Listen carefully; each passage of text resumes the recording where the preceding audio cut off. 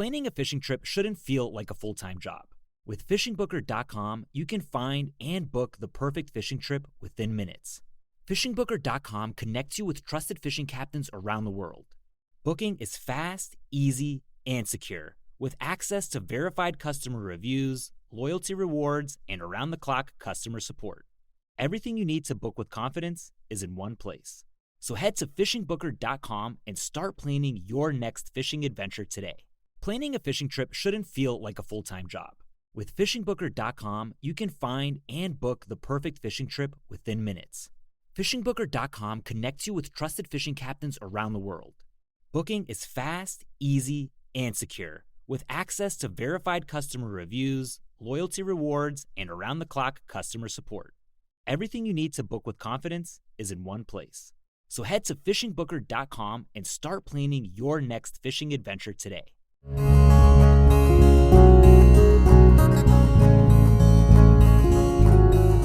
Welcome to the Casting Across Fly Fishing Podcast. I'm Matthew of castingacross.com, where I explore the quarry and culture of fly fishing. Today on the podcast, we're talking about wading, not being patient, wading, W-A-D-I-N-G. Come on now, it's a fishing podcast. Use some context clues, why don't you? So wading, I've talked about this in a number of different ways and from different angles over the years on Casting Across. But today we're going to talk about some general concepts that will hopefully help you wade safer, wade to help your fishing, and to utilize some of the tools that are out there. Now, that second thing I just mentioned is really important, wading to help your fishing. The first step in this is to realize that wading is not an essential aspect of fly fishing, okay? You might say, whoa. If I'm going to go to a big river, I can't cast all the way across. That's true, but maybe you don't.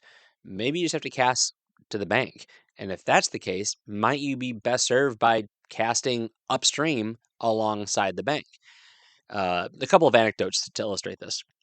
The first one is I used to live on the bank of a very, very popular river in Pennsylvania. I mean, just tons of anglers. I was on the river fishing so much. I was on the river doing volunteer work a lot. When I jogged, I would jog alongside the river. So I knew a lot of people that fish there. And there's some very well-accomplished anglers, guys have been fishing for decades, who would just kind of like walk out into the river without stopping and looking left and right, looking what's happening right in front of them, and missing out on a bunch of angling opportunities. Now, from a percentage standpoint, we're most of the fish on the far bank from most of the access. Yes, absolutely. But did I catch plenty of fish that were right there where you would step? And that's the crazy thing about trout, right?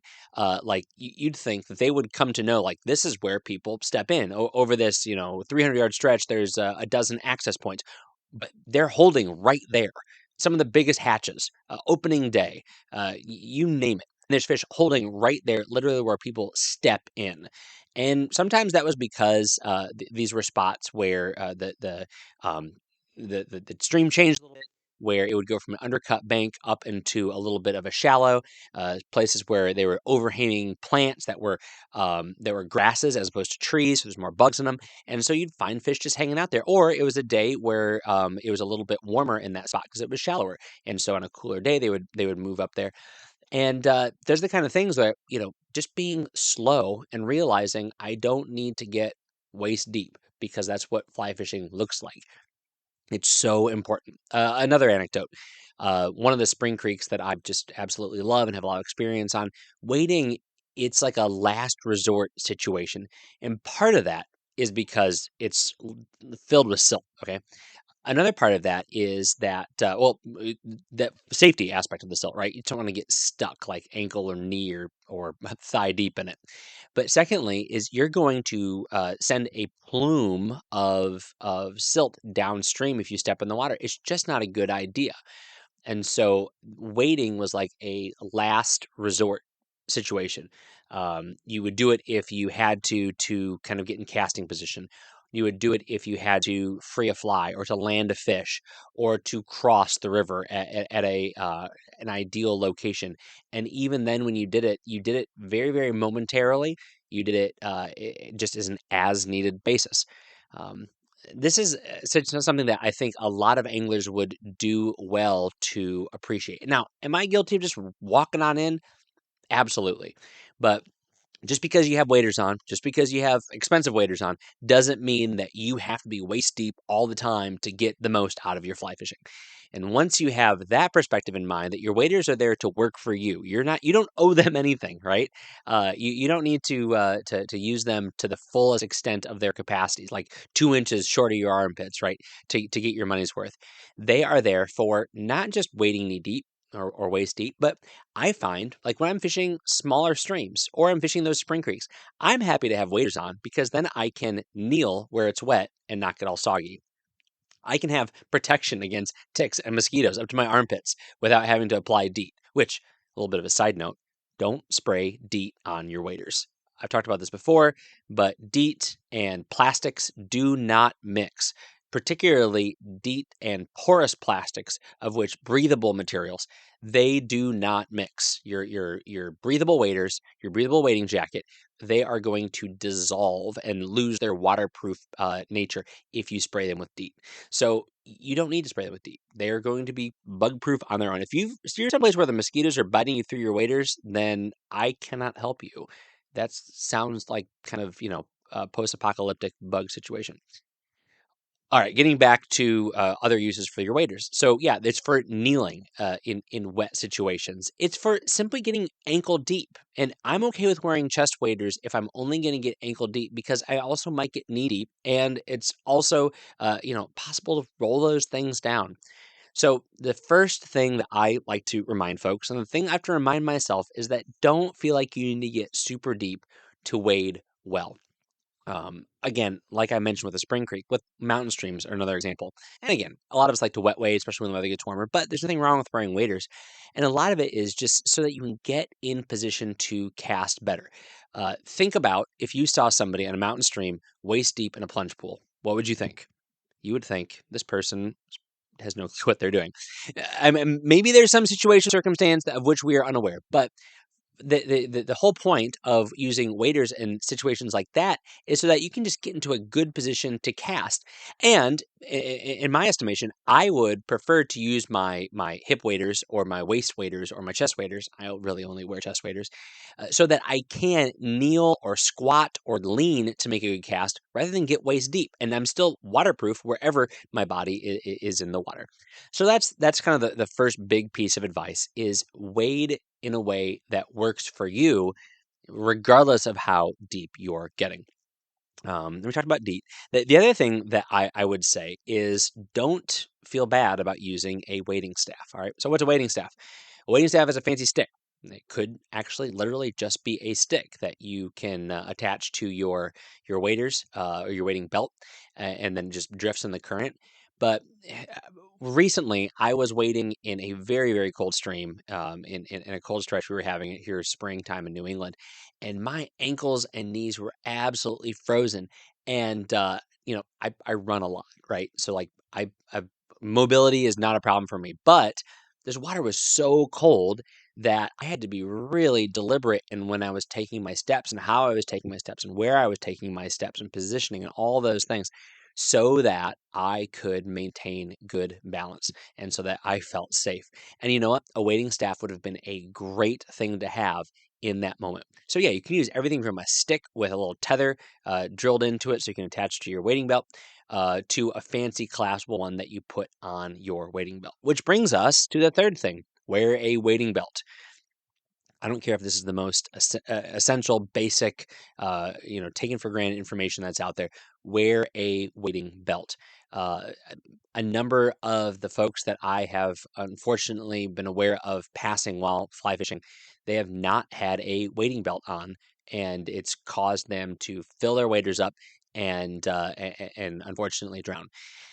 All it does is buy you a little bit of time, but it also gives the benefit of helping you. You instantaneously become buoyant from the waist down if you have a wading belt that is attached and attached well because of all that trapped air. And just a little bit does a lot of helping you get to your feet, getting back where you need to be.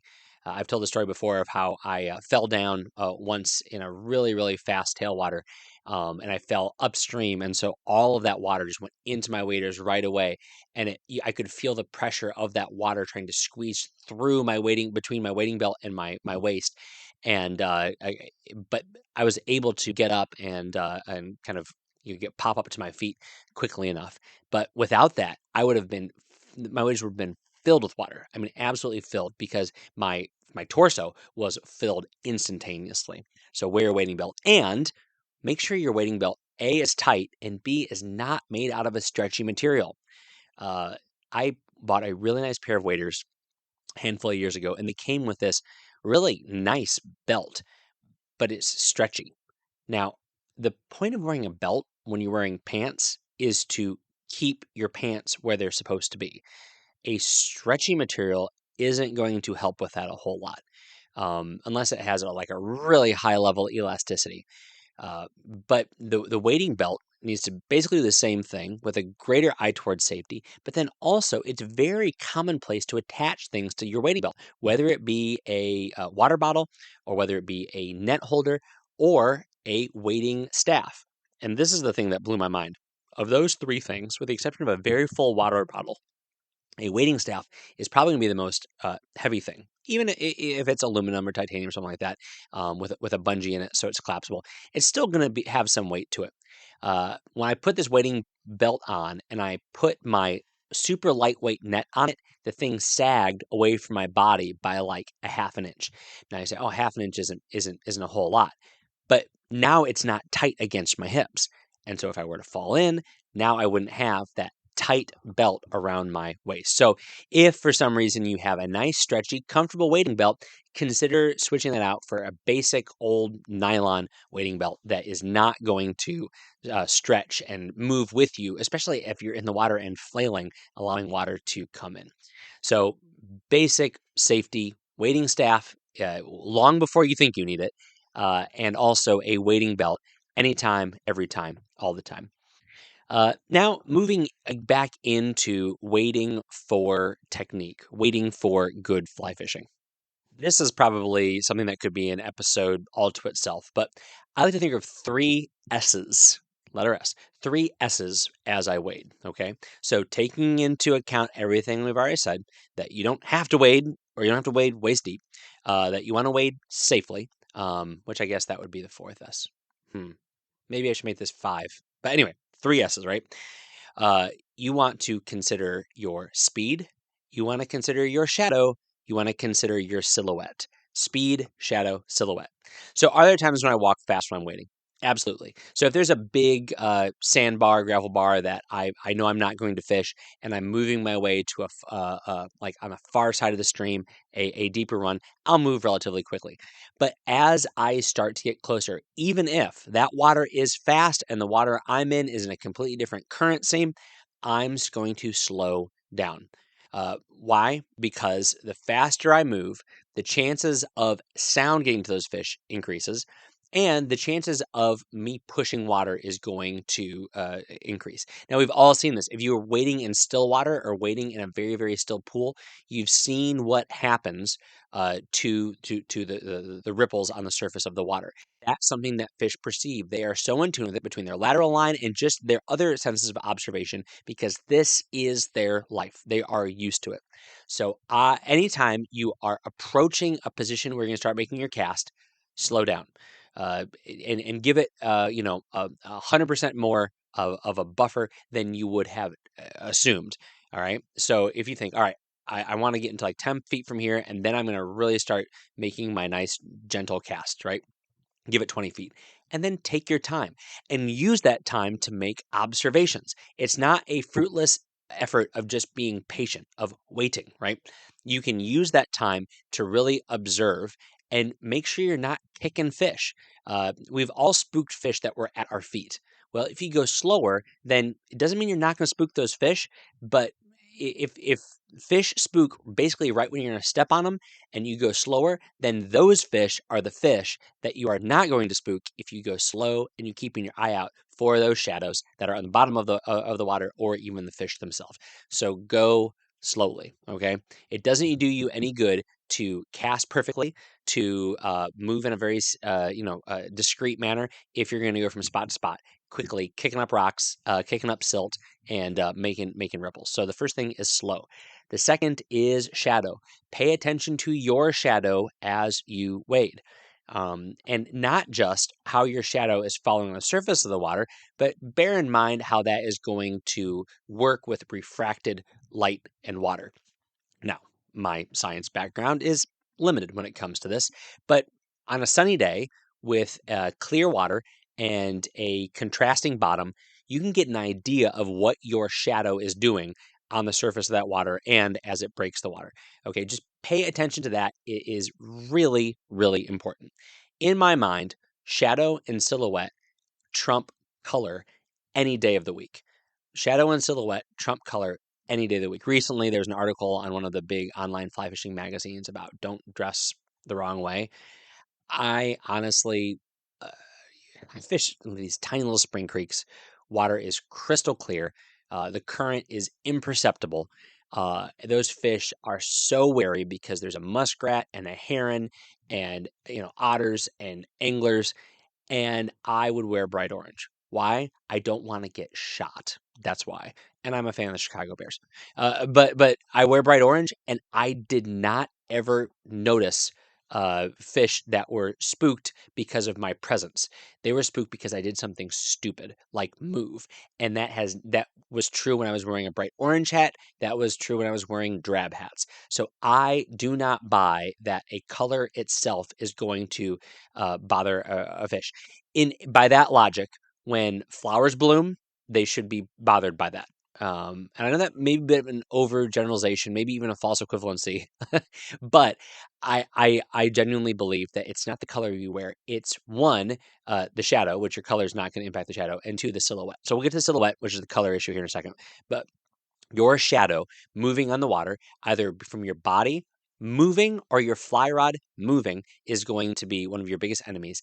And again, that's something you have to take into account where the sun is in relation to you and what that's doing on the surface of the water and then refracted down. It's really helpful when we're approaching a water. Again, if you approach the water slowly, you can see what are the trees doing? The trees that are right next to me, what are their shadows doing?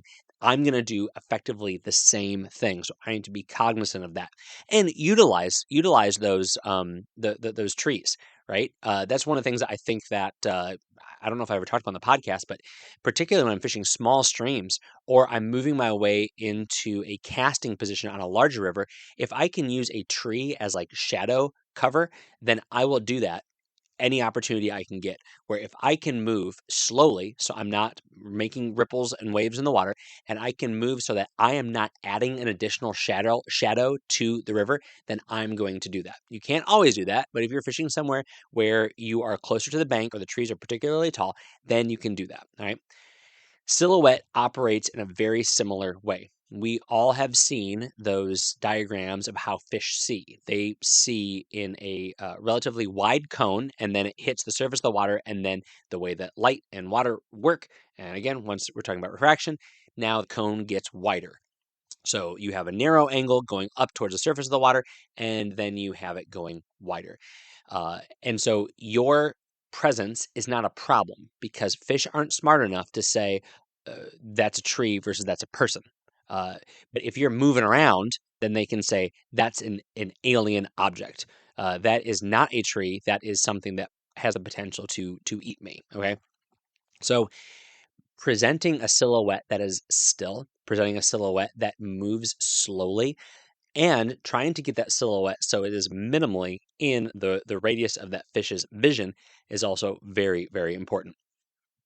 Again, color, if you're on top of the fish, that may have an impact, but at that point, it's because there's a thing moving, not so much as an orange thing moving, a red thing moving, a yellow thing moving. It's a thing moving, and at that point, whether it's camouflage or whether it is blaze orange, it's not going to matter that much. And I can say that anecdotally, and I can say that with a little bit of perspective from talking to people much smarter than myself about things like how fish see. So consider your speed. Consider your shadow, consider your silhouette. Moving, and this is where waiting, and waiters really come in handy because this gives you the freedom and the flexibility to move all over the place as long as it's safe. You have to take into account, can I literally, and physically get your fly rod up, or is there a bank or a tree or an obstruction in the way? You have to think about that. Is this going to be too deep for me? Is the current going to be too fast for me? But with those considerations in mind, wading allows you to move around. You don't have to get super deep, but if super deep is the only place that you can get where you can make that cast both safely and accurately, then that's where you can go. But don't do that if you don't have to do that. Again, I want to cast from a standing position with my hips and my shoulders facing my target, if at all possible. But after being kneeling, well, I'd rather be kneeling with my hips and shoulders facing the target than standing at an angle. I would rather be, in a crouch position with my shoulders facing my target than kneeling at an off angle. There's all these variables that go into it, and having waders allow you to do that without being super uncomfortable and without thinking about that one other thing that's going to distract you from your fishing. All right, lots of information, a number of different issues that we talked about. So just to kind of recap, so you can take your little mental notes. First and foremost, you don't have to wade. Right? There's plenty of times where not wading it can be helpful. Let me actually give this one bit of advice. I love fishing undercut banks from the bank, if at all possible. Casting upstream and maintaining a tight line through stripping, or casting downstream and slowly stripping upstream. Why is that? Because your fly is going to move towards you. So if you are staying in the middle of the river casting to an undercut bank, then you're going to have to work to maintain, especially if you're stripping, to keep that fly up against that undercut bank or even up under that bank. Whereas if you're on the bank, and again, here's where you're not even waiting, you're just walking carefully, walking slowly, because those fish can hear those vibrations of you on the water. They can feel those vibrations of you above the water on the bank if they are in that undercut. But if you are on that bank and you cast either upstream or downstream, different techniques, and you're able to strip back in, then that fly is naturally going to be pulled towards you. Now, you're not going to be able to see the strikes necessarily. You're not going to be aware of roots and other obstructions you might be getting into. But if you know where you're fishing and you are deliberate and slow, then that is a much more efficient way to get that fly under that bank than casting from the middle of the stream. So again, wading is not necessary for all situations and circumstances. Secondly, wade safe. Use those tools: wading belt, wading staff. And then the 3 S's. Speed needs to be slow. Shadows, you need to be aware of them. And silhouette, I would say, trumps color. So those are 5 basic thoughts. Throw the DEET one in there too, because that'll save you a lot of money, right? Those are some basic thoughts on wading. Some of them are basics and essentials. Some of them are a little bit more, 201. But these are things that new anglers sometimes get just by osmosis. They figure it out. Sometimes we fly fish for a long time, like I was saying before. Guys that just tramps out into the middle of the river and start fishing. They catch lots of fish, but they're missing lots of fish also. Just things to maybe recalibrate and think about for your next fly fishing trip and as you continue to fish this season. This week on Casting Across, the first article that came out was called Gaining Intangible Fly Fishing Expertise. The way you pronounce that word is intangible. Gaining intangible fly fishing expertise. And this talks about how there is just sometimes people that just get it. And they get it right away, but I think they get it because they're good at observing. And we get better at observing the more time we spend outside and just practicing paying attention. So this article talks a little bit about what that looks like and how to make that happen. Wednesday's article is a video that's been a long time coming, and I think this will be helpful. This is one of those core pieces of small stream fly fishing equipment conversations that I've talked about in presentations here on the podcast, online. But now here's a video about it: choosing a small stream fly rod, and what I think is the best way to approach picking a small stream fly rod if you don't have a rod that you already enjoy fishing with, or if you feel the need to. You don't have to, but if you want to, this is how I would go about considering a new rod for small stream fly fishing. This week's recommendation on the podcast is a wading belt. Vitavu is a handmade, made in the United States, fly fishing and outdoor pack bag accessory company, and you've heard me talk about them before. If you want a wading belt, one that is, like I talked about, it is going to be solid. It's not going to stretch. And secondly, one that comes in a choice of 1 or 1.5 inch widths, which if your belt loops are smaller, that might be important, or if you want something thicker, or if the accessories that you use would be better served with a particular width, then you have your option between a 1 inch and a 1.5 inch wading belt. Also, just a big, beefy, durable buckle, as well as an adjustment system that is going to hold fast. And then lastly, the option to customize width.